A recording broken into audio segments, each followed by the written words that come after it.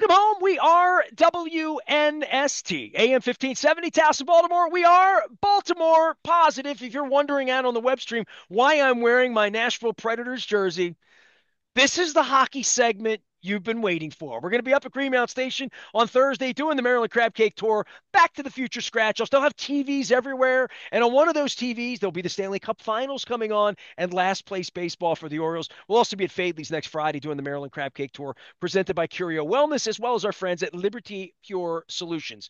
This guy is like Earl Weaver. I did the Earl Weaver book earlier here. Earl once told a manager he's going to the effing Hall of Fame. This guy is going to the Hockey Hall of Fame, and he's been my friend since we've been very young people. He is bragging about his sunburn on his head because he's actually seen the sun for the first time since he's taken the job as the general manager of my now Nashville Predators. This is my old jersey. Yeah, You had this made for me back back 20 when we years were. ago. 20 years ago, Barry, maybe. Yeah, yeah, First time you had the about mustard 20 years. jerseys, I think it was, Yeah, right? probably 21 years now. Still misfits me, but it looks really good with pads underneath of it. It's number one on the back, which makes me a goalie in your world. How is the new gig working out for you? I mean, I think we can all look at standings and see challenges and see all of that. I'm interested in Barry, my friend, who was the Western League scout, who became the assistant to the assistant coach and the assistant coach and the head coach, and all of this. This is a different job for you, right? This is a change of life for you a little later in life. You're pretty good at the coaching thing for sure, huh? Yeah, and there's no question. I think that everybody goes through. I was started coaching when I was 22, and all of a sudden you're turning 60, and you're going, you know what? Probably time to let it go for the younger guys and let them do the coaching, and you get good at what you do, I guess, when you do it for so many years and looking for a new challenge. And when this opportunity came up, I got a call from David, and still I was getting calls from a number of teams on the coaching gig. And believe it or not, I got a call from a team this year, seeing if I was going to stay as general manager. So I guess I made an impression coaching over the years, but I think it was for me. Nashville's been my home. Came here in '97, and David was you know gave me the opportunity to start here, and I thought it'd be a great thing to go full circle. And I have a real appreciation for all the stuff that David did over the years, and giving me an opportunity, but also all the stuff that you didn't know when you're sitting in his seat. And it's easy to sit in someone else's seat and say, "Oh, I wonder what he's doing." He got the team set. Now he just probably sitting up there and just evaluating the whole time. I don't have enough hours in a day, it seems, on sometimes. I think the biggest difference between coaching and managing is that when you're coaching, you're in the fire for a defined amount of time, be it 9 or 10 months, and then you're able to walk away a little bit and at least recharge your batteries. And you're still working on hockey stuff, but you're doing it on your own time. As a general manager, you have a maybe not as an intense burn all year, but you have a burn the whole year round. You really don't never leave your phone. Um, getting away. I have a place, as you know, in British Columbia, and used to go there for probably 6 weeks a year. Recharge your batteries. Get some good R&R. I've been there 7 or 8 days maybe in the last 2 years. So, I've taken, I think, two 4 day um, sort of trips just to try to recharge, but it's not enough. So, On your uh, phone's on. and your phone's on all the time. So, as a manager, and especially here, because we're quite with the Predators, or both sides are really connected. You're really in sitting in this seat, you have probably 120 employees, whereas a coach, you really have to worry about 30 people. So as long as your door is open, people are walking through it and asking for stuff. So a lot of meetings, and we're doing a lot of different things with our hockey team, not only on the ice but off the ice. We're putting about $1 billion, close to $1 billion, into the building in the next 10 years. So becoming a little bit of a contractor and future builder with the rest of the organization. Bill Haslam, his new owner, is fantastic. And then we've had a practice rink that's been here for, you know, same practice rink when I started here. I've been to that practice rink Yeah, and it's over probably Vanderbilt, right? yeah, right by Vanderbilt. So we need a new one. So that one's going to be torn down and sort of putting everything in place, which when it's all done, it'll be state of the art and future proof for a long, long time, which is the key to anything in this business.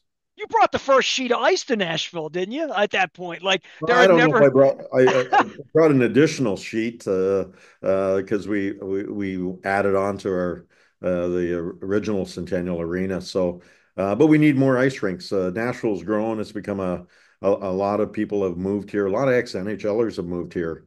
Anybody who's played in California is moving to Tennessee when they retire, it seems. So, not only in the hockey world, but I know Major League Baseball, Vanderbilt has a terrific program, and they send a lot of major leaguers, return here and live here.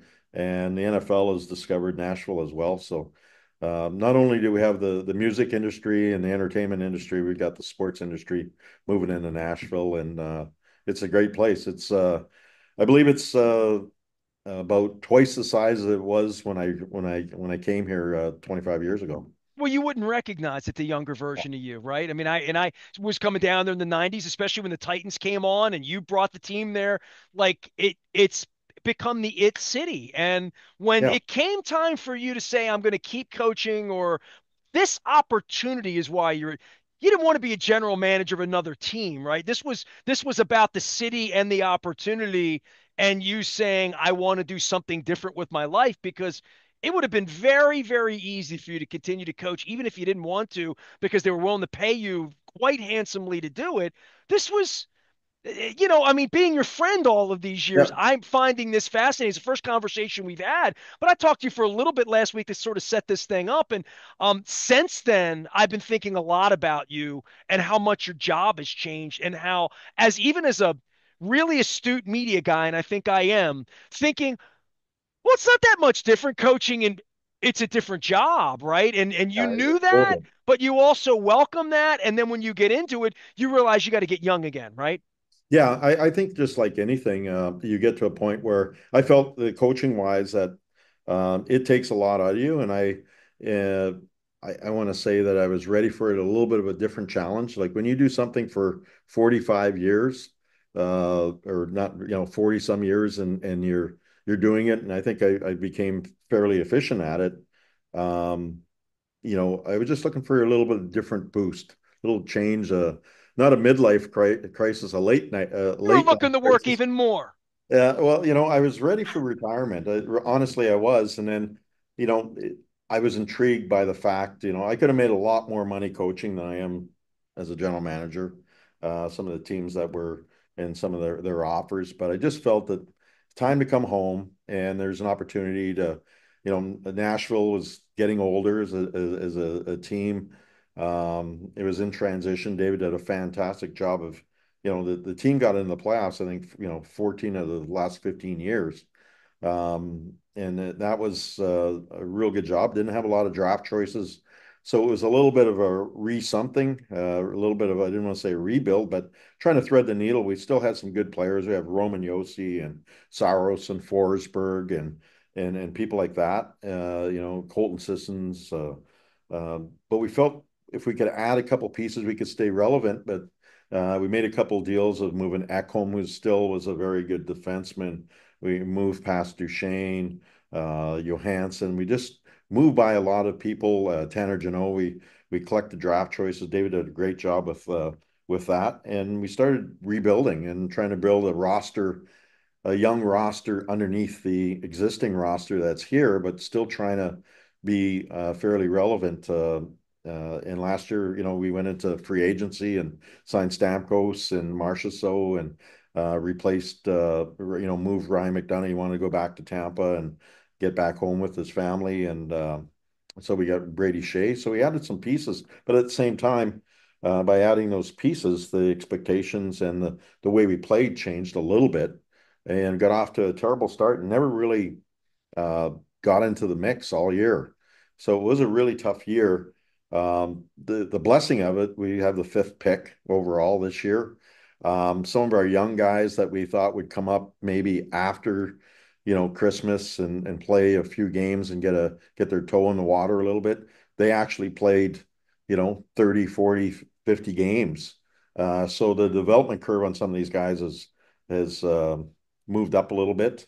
I felt that what we did last year at free agency would buy us, sort of 18 months to 2 years and then start flipping over the young kids and getting a blend. We just have to move the timeline up a little bit. And we're very fortunate that we got a lot of kids. Our scouts have done a pretty good job drafting sort of in that, let's say, that mushy middle.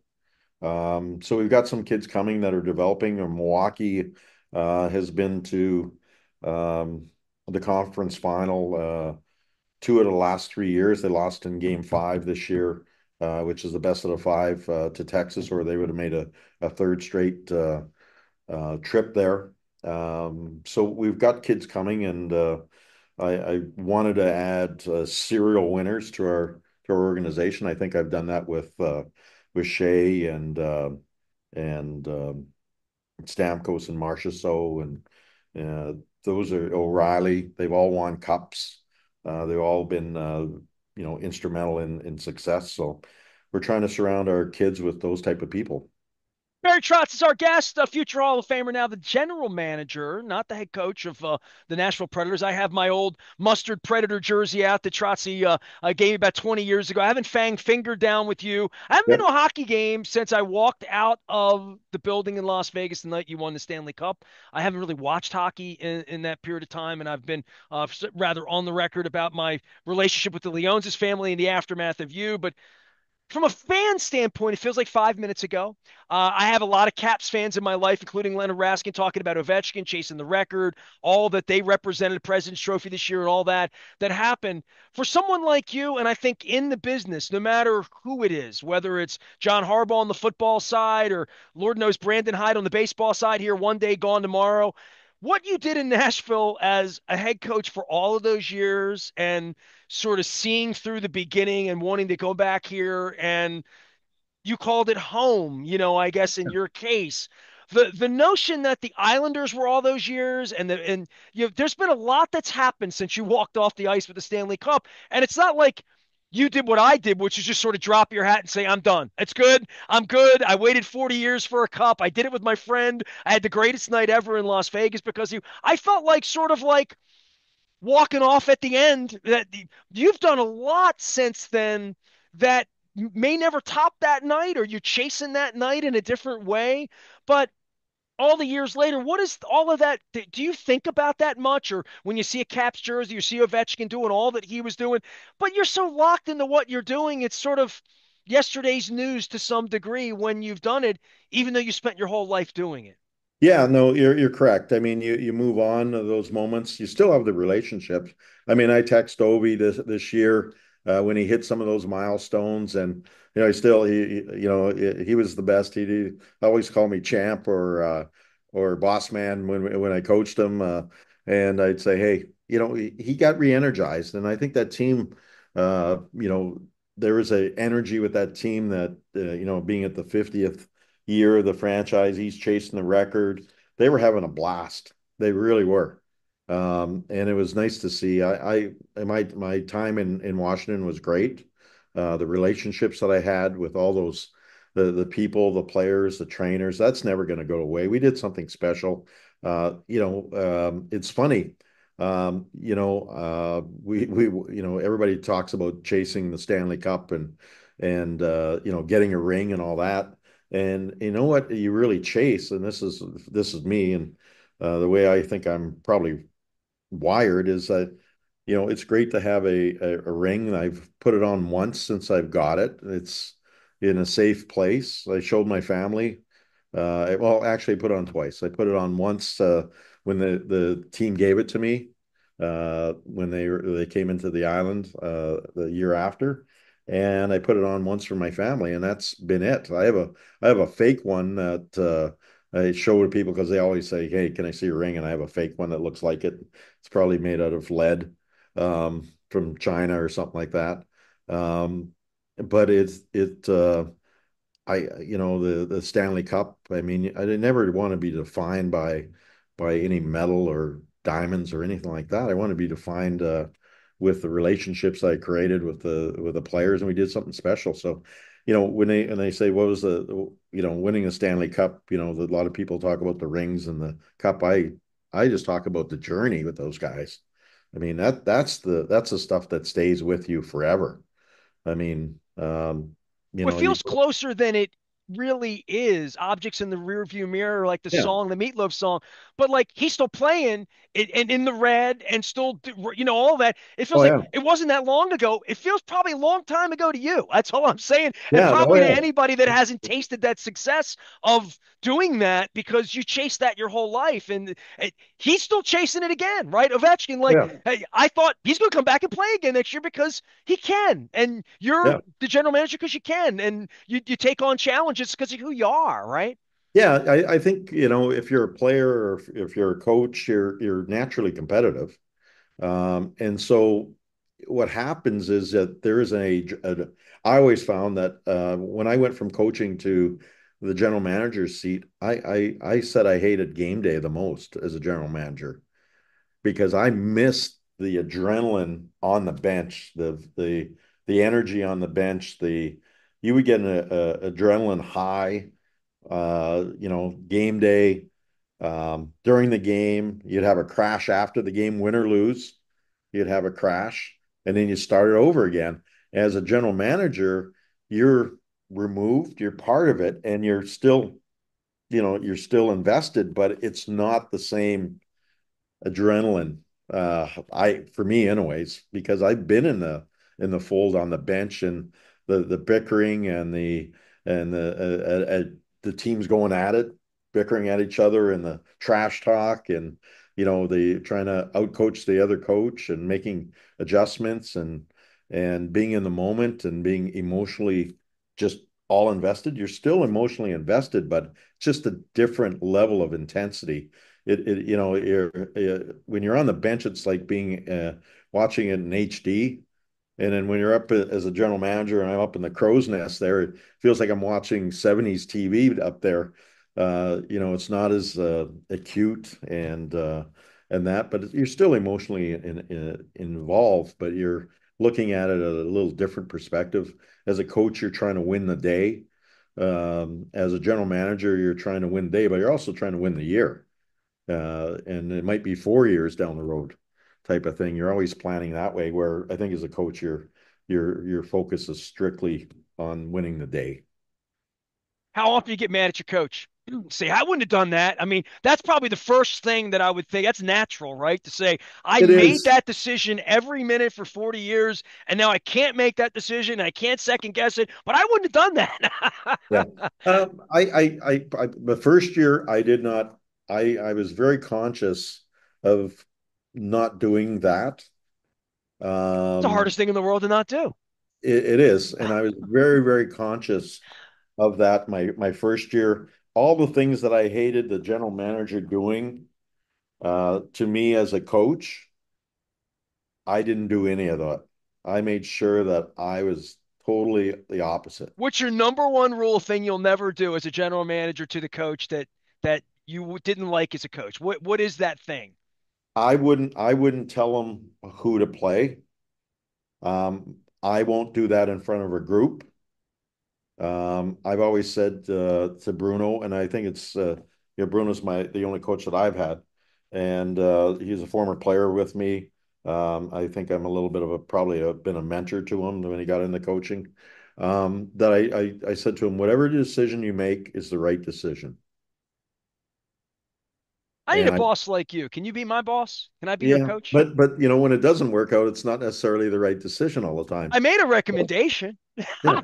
Um, But I think I've made sure that if I come down after the game and if I want to say anything to the group, I know some general managers come down and they want to make suggestions and they do it in front of everybody.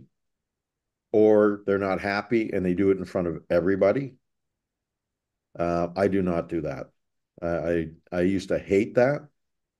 Because you're Um, working backwards from it after that. Sure. yeah, and so I if I, call that wildcatting in a general. Like when I ran a business, I'm like, we don't wildcat in the meetings. Like it's not good. It's not good. no, no. So if I have any problem with Bruno, I will generally say, just come into my office here because I have a small office for, sending players up and down or just a private space right next to the locker room, um, or the coach's room, I should say.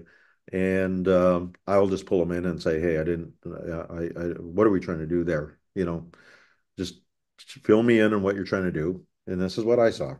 And try to be respectful. If you have a horrible game, we aren't talking about that game after the game. We're gonna sleep on it, and then cooler heads will prevail the next day. Well, So I can make an observation here in the history of the sport, and I don't want to say it as a stat, but the thing that you and Poyle had for the longest time, not dissimilar to Harbaugh and Ozzie and one guy running the Ravens here. There haven't been a whole lot of franchises where if you and David could work it out, you worked it out forever and ever and ever to the end until you weren't there anymore. You had never really worked for another general manager till you came yeah, to DC, right? I mean, like that there is only one way. There was a predator way of doing it for yeah, better or worse, and that's the way you knew. yeah, exactly. And then obviously when I went to Washington, it was a little bit different. And then when I went to the island, it was a little bit different. So I think I tried to take the best of the things that David used to do, try to take the best of what Mac did, and take the best of what Lou does. And I understand that everybody has their own style. I try to incorporate everything. There's things that in a manager's situation, you have more tentacles. As a coach, you're just coaching the team, so you're in charge of all your assistant coaches. So you've got the power play, you got the penalty kill, and you oversee that. Um, in the areas as a general manager, I'm still learning. You have to learning the CBA, the rules, all the interest, all those sort of uh, tentacles that come off the business side, salary cap, dealing with agents. That's the one thing that as a coach, you're able to do things quick. Now you're dealing with agents who will, to get a contract done, it might take you months, and I'm learning patience. Well, I was going to say, and this was my observation literally from talking to you last week to today. This was going to be the crux of here's my wisdom in all of this. Yeah, You sat on the bench and made lots of right here, right now, urgent decisions that, for better or worse, it worked, it didn't work. Like to your point, what your coach goes through, you know that gig pretty good. yeah, This gig here, there aren't fast decisions at ever, right? Like there's no other than a draft pick, and you even have 5, 10 minutes to figure that out if you want yeah. to. Oh yeah, None of it happens bang bang as the general manager. Maybe a trade or call an injury, something like that that would affect you, but decision making is all much more topside strategic, well thought out, sleep on it. There's nothing sleep on it with coaching. It's happening right now. The clock's going. It has to happen right now. That's a totally different way your mind works, I think, right? yeah. It does, and sometimes it's frustrating for me. I no, there's no question. It is. You talk about you know trying to get a deal done with an agent. You have a deal. You think it's that totally, and then the deal's right there, and they'll, can you add this on? No. Can you add this on? No. Okay. Do we have a deal? No. Can we add this on? And you're like, enough, enough. We're paying you a lot. It's a fair deal. But I do know that the whole negotiating, David was very good at it and stubborn at it. I think he's passed it on to his son Brian. What's he doing now? Do you call him, get a little advice once in a while? With David, Yeah. David is a advisor to the staff. Yeah. All So right. So you I still they have him. He can yes, bail you out from time to time, help you they out. bail me out and give me direction. I still have to say I'm my own man, if you will.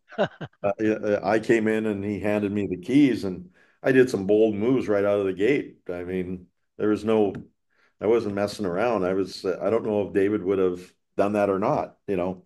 Um, he's got a lot more patience but he's also got he's forgot more about this game and this position that I'm in than he's forgot more than I know after a couple years in this seat. So um, I value every time he calls. He goes, my is this too much information? Like I don't mean it, And I said, no.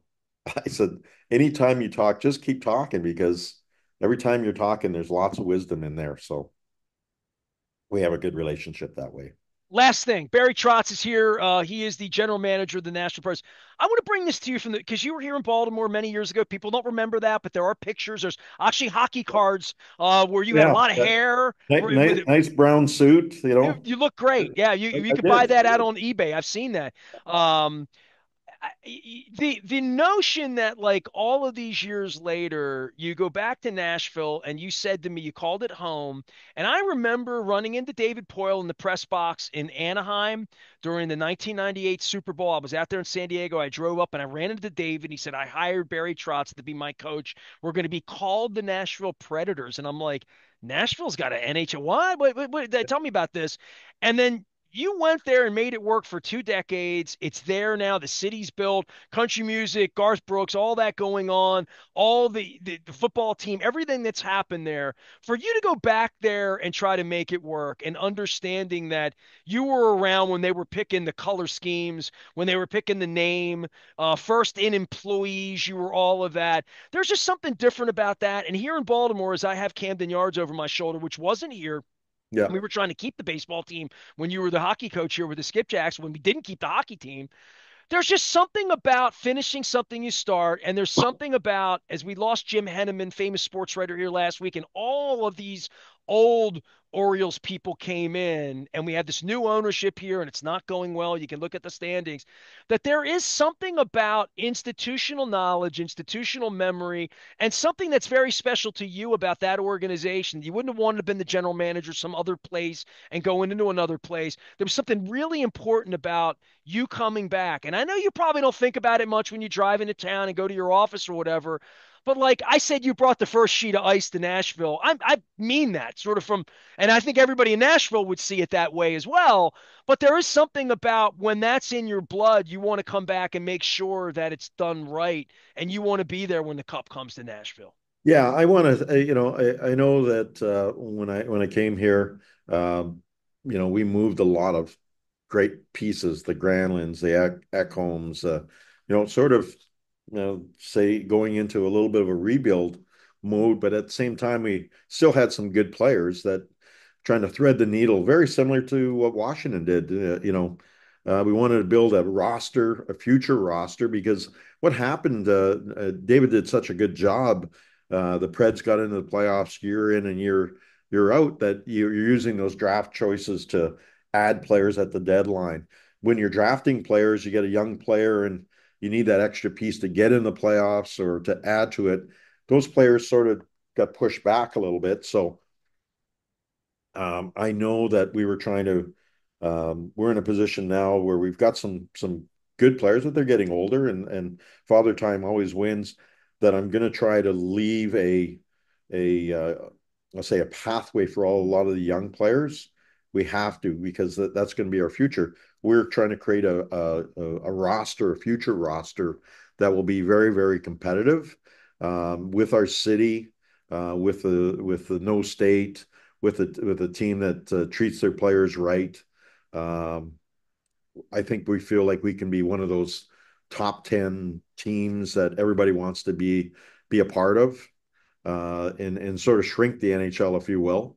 So we've got a real long prospect list, adding a number five pick. This year we got 5, 23, and 26, 35 and 55 in the first two You rounds. got to go then. You got scouting to do. You're going to make that many picks into this is the Yeah. most important day of the year for you, right? Yeah, it really is. So we need to create a ghost roster, which in the future, and it probably will be for the next general manager to step in and be in a great spot. Nashville is my team. I've coached in Washington, I coached in the Island, but I've had almost a 20-year history with this team that I want to leave it in a great spot for my replacement eventually. And hopefully that parade down, we have a parade every day in Nashville. We just have to go on Broadway. I mean, it's crazy, but if we win a cup in Nashville, Tennessee, it will be one of the biggest parties ever. I Just got to because. come down and participate again. I've been out of hockey too long, Trotz. I Yeah, mean, I got to come down. So here's a problem. Now you're running the thing. If I come down, I'm not going to see you on a game day because you're going to have your game face on. And then I try to come down for like Ronnie Millsap or something country in your alley, and you're like, dude, I'm the general manager of the Predators. I'm drinking from the fire hose. So like I don't know, but I'm glad to have spent this 20 minutes with you, and I love you and I appreciate you, and I hope to be there when you go into the Hockey Hall of Fame, and I hope to be there when you raise the Stanley Cup the next time. But I was there the last time, the first yes, we time. had a lot of fun with that. We did have a lot of fun with that, didn't We we? did. I was exhausted after that. Uh, Oh, well, listen, I you're was exhausted right exhausted. now trying to win. So, Yeah, I was exhausted after we won the cup, and then we had about a week of I'll say a lot of refreshments and then not a lot of sleep. So there's nothing like it. The best thing in the world is honestly, if you win a Stanley Cup, you get to share it with everybody who's important in your life, and you're very important in my life. And we sort of grew up together, cut our teeth. You as a young reporter, me as a young coach, you're gonna and make me cry. Don't do it. so as we age, the memories are really what matters, and we've created some great ones together. Well, if you win another Stanley Cup, I was there the last time you won, so I guess I have to come along for the ride. Barry Trotz is here. He's still doing it down there in Nashville. So all you folks, I'm going to Nashville. We're gonna go woohoo, have a good time. Go to the Ryman. We're gonna do the Opry.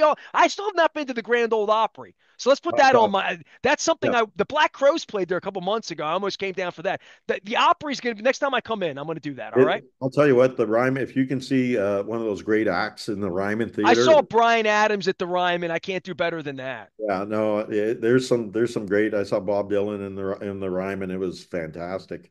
I Um, forget how connected you are that if I really wanted to do something down, if I wanted to see Taylor Swift in Nashville, I bet I got a guy. I bet I know a guy. No. I know a guy. There's a guy. I know a guy who knows a guy. Yeah, or I'm the guy. I don't know. All right. All right. Depends Well, on what you shake it want to do. off.